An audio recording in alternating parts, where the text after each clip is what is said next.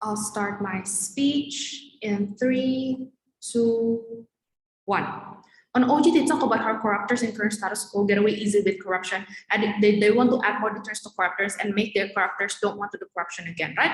And on O, they bring about how this will be unfair for the families, on how prison and fines are enough, and how this is not a proportionate punishment, just adding more burden to the state, right? CG will come into this debate being the most contributive team, right? We will prove to you 3 things. 1, why this will solve the root of the problem of why corruptors do crime in the very first place of this corruption. And second, why rehabilitation and deterrence will be much better under our side of the house. But thirdly, why the trickle-down effect of impoverishment will look like and the manifestation for the people, right? One huge clarification to clear up the debate. We're not debating on whether or not the technical errors and human errors will happen because we think the problem would be symmetrical, but we need to assume that if technicalities work, why the punishment under both sides of the house would be effective, right? 2 additional mechanisms to make this debate even clearer, right? One, we think the impoverishment is an additional mechanism to the existing punishment, right? The existing punishment looks like jail time or paying back the corrupted amount and being stripped of their political power and their position, right?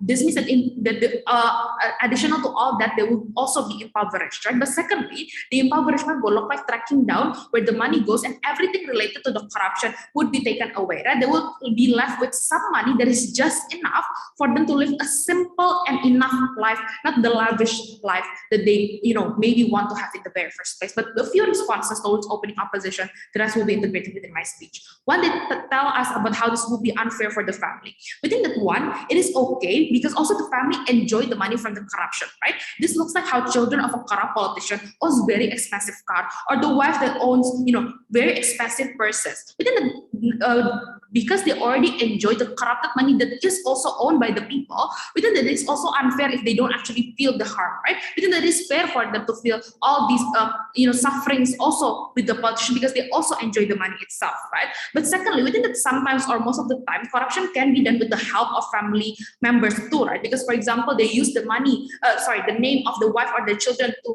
hide the assets that they buy from the corrupted money. We think that this also involve, for example, family contribution in some cases. So we think that is very much okay. But second, they talk about how this is not proportionate when you demand more than what you actually lost, right? We think that when it comes to corruption, the money don't just stay in one place, but it's being invested in multiple places. This looks like investment in properties or in stocks, right? This is that these corruptors get so much profit from the corrupted money. So it's not only the corrupted money, but also the other profit or interest that they gain from the corrupted money. So we think it is only fair for us to even get more or ask more or demand more than what we actually lost, because they also get that much, profit and money from the corrupted money itself. We think that it is fair. It's to begin with, right? So 3 substantive in my speech today, right? First, why this would solve the root of the problem of corruption, right? We think that the root of the problem why corruptors do corruption in the very first place is because they want money, they want luxury, they want more expensive life, right? But under our side of the house, that would be all stripped away, right? They don't get the end goal of what they want, which is money, which is a luxurious life. They will get the opposite of what they want. This will give a rational thinking for these politicians or for these corruptors, that if they corrupt, they will not get the life that they wanted. Instead, they will get much more the opposite, right? Comparatively, under opposition side of the house, people can still do corruption. They would be not that scared to do corruption, right? Because when they get out of jail, they still get a lot of money, or they still have a lot of money that they gain from their investment that I mentioned before using the corrupted money, right? The jail time would just simply delay their luxurious life, but they know they can still get it when they get out of jail. So we think that will not scare them to not do corruption, right? Comparatively, under our side, not only did they get jail time, they also don't get what they want. We think that this is what will prevent corruptors to do even more corruption, or politicians that want to do corruption, because they know exactly they will get the opposite of what they actually want in the very first place. We think that it is much more effective, which leads me to my second substantive on why then the rehabilitation and deterrence will be much better under our side of the house, right? Not only that they will live a life that they don't want to live, they will also be deterred even much more, right? And this we will manifest it to you, right?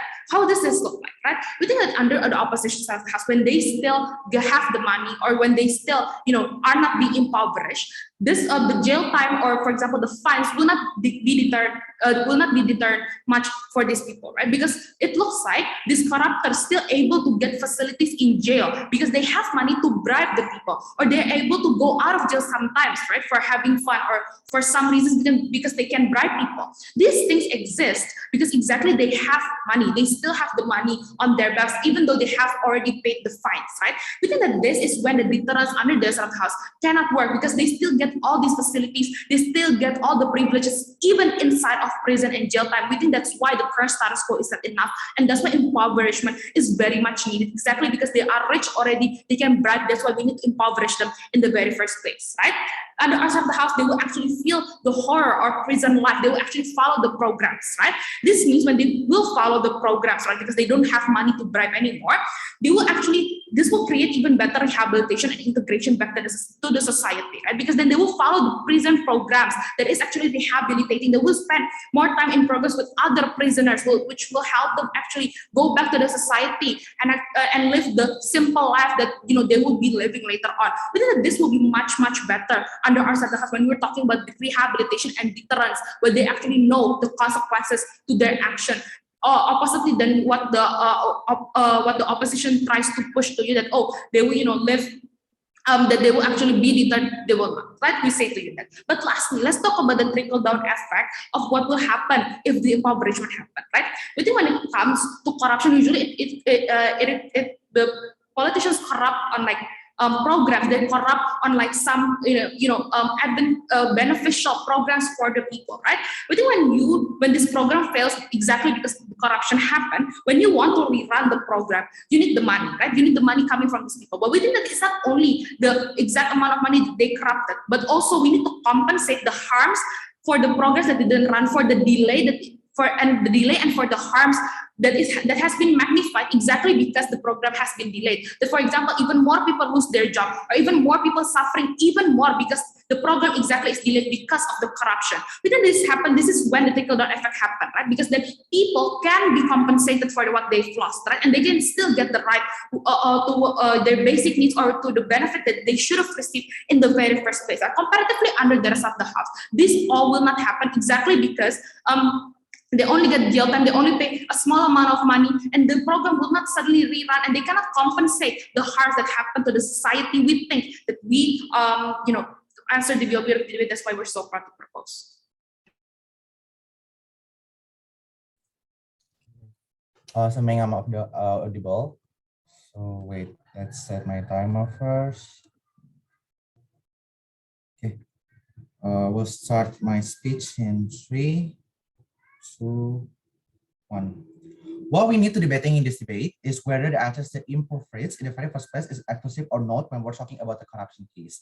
Unlike the opening debate, there is very deadlocked talking about whether the current status quo like jail and everything is enough. We think that actually we will try to provide the analysis of the accessibility of this improve rates when we're talking about the corruption case in the very first place. Let's try to respond towards the opening opposition, right? 3 things that I want to point out coming from the opening oppositions. Number 1, within the opening opposition, I try to explain about how actually the current status quo, basically the mechanism is already enough, even better to make them changes in the very first place. To respond to this, number 1, within the adjustment when we're talking about this, is very okay for us to understand first what is the reasoning that they are trying to commit the corruption in the very first place. My member is how to try to explain it, that the interest and the reasons or the root of the problem that make people are doing the corruptions in the very first place is because of they want to become a rich person. It's because of they want to have much money and so on and so forth, right? But if the consequences is only make them in the jail and so on and so forth, without doesn't necessarily try to taking away their money and so on and so forth, without doesn't necessarily put the mechanization that actually can oppose side towards their interest in the very first place, then we think the mechanism in current status quo is never enough, simply because of they are never realized that their interest in the very first place is cannot be achieved if they are trying to using the corruptions in the very first place. But number 2, even if the argumentation about this is true, we think that actually there are still 2 harms why this is still bad under the opening oppositions. Number 1, we think that in the current status quo, most likely the jail in the very first place is always be in a good conditions, as what my member is having to try to explain.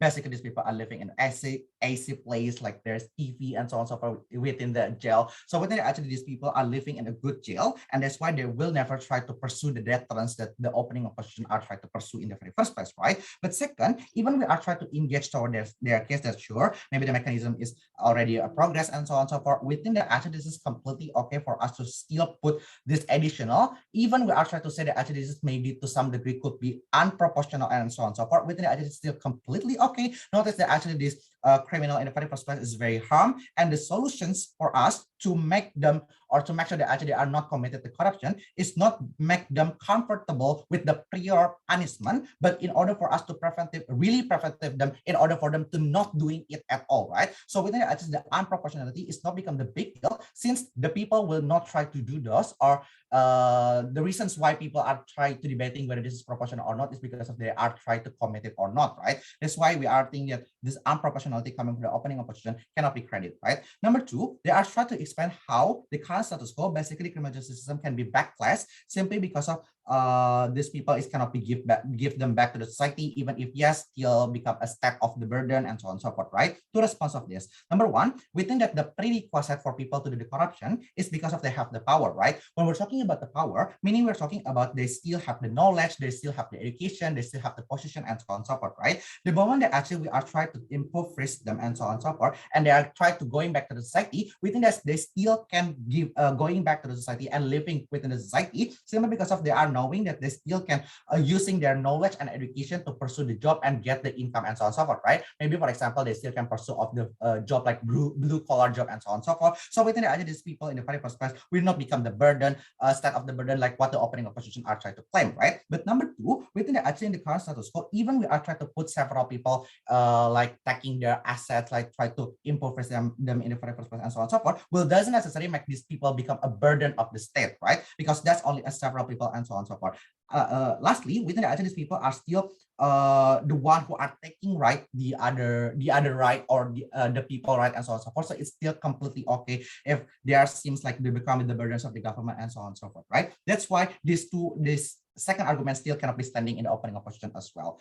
Lastly, they are trying to explain about how the current status quo, whatever the deterrent it is, such as death penalty or whatever it is still not enough to make people deterrents, and it's only harming their family to begin with, right?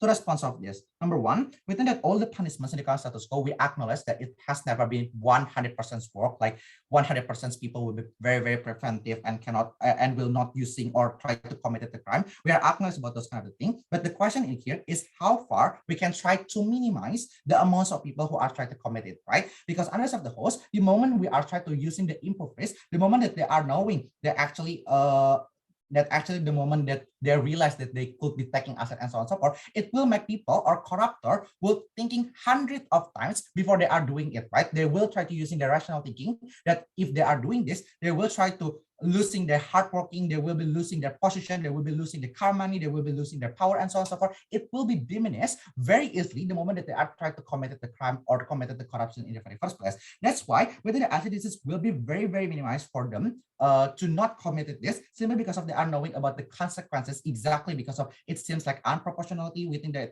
even in the really worst case that it seems like unproportionality, these people will using that unproportionality as their considerations to not doing that in the very first place. But number two, even if the argumentation about this is true, why we think that yes, maybe the family could be get the consequences, but my member is however trying to expand that this family are still consume and still enjoy with the money that is coming from the corruption and so on and so forth. But even we are trying to using the assumption that they are really, really innocent, that they are not using the money at all. Why this is completely okay for them to get the consequences? But then actually this is completely okay because simply the family in the very first place still will get the normalizations of living without their husbands or wife that is being committed the crime and so on and so forth. So we think that actually this family in the first place still can be completely okay. But second, we think that actually this become one of the considerations for the corruptor in order for them deciding whether they want to commit the corruptions or not, right? Because exactly they are knowing that their family could be get impactful. That's why we think that the corruptions will think that's 100 of time to begin with, right? Why our contribution is matter in response to opening government? Three things. Number one, we think that actually we are manifest OG claim about how their rehab and deterrence can be happens, right? Because in the opening government, their case is very jargonistic. Their process analysis and likelihood is very sketchy instead of CG, who prove how this is